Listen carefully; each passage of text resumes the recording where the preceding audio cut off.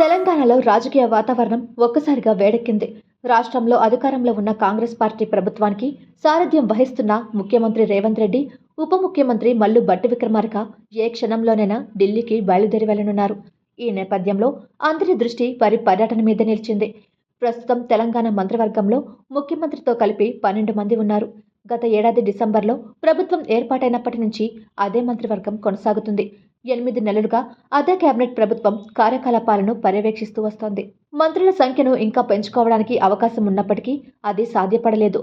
లోక్సభ ఎన్నికలను ఎదుర్కోవాల్సి రావడం, శాసన మండలిలో ఖాళీల భర్తీ, ప్రతిపక్ష బీఆర్ఎస్ నుంచి పెద్ద ఎత్తున వలసలు చోటు చేసుకోవడం, వారికి మంత్రివర్గంలో చోటు కల్పించాల్సి ఉంటుందనే కారణాల మీద మంత్రివర్గ విస్తరణ ఆలస్యమైంది. ఇప్పుడు దీనిపై చేపట్టిన కసరత్తు ఓ కొలికి వచ్చినట్టేనని తెలుస్తోంది. మొత్తంగా 6 మందిని కొత్తగా మంత్రివర్గంలోకి తీసుకోవాలని రేవంత్ రెడ్డి నిర్ణయించినట్లు చెబుతున్నారు.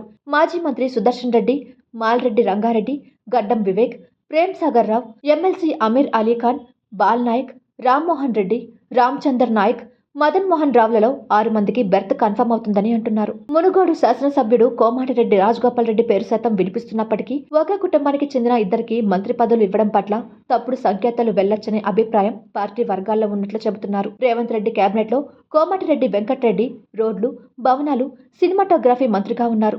మంత్రివర్గ విస్తరణతో పాటు నామినేటెడ్ పదవుల భర్తీపైన రేవంత్ రెడ్డి కసరత్తు పూర్తి చేసినట్లు సమాచారం. వివిధ కార్పొరేషన్ల చైర్మన్ల కోసం అవసరమైన వారి పేర్లను సిద్ధం చేశారని అంటున్నారు.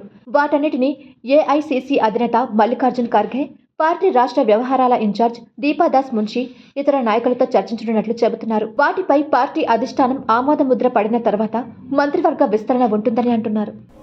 మరిన్ని అప్డేట్స్ కోసం మా ఫోకస్ న్యూస్ తెలుగును సబ్స్క్రైబ్ చేయండి. ఈ వీడియో కనుక మీకు నచ్చినట్లయితే లైక్ చేయండి, షేర్ చేయండి.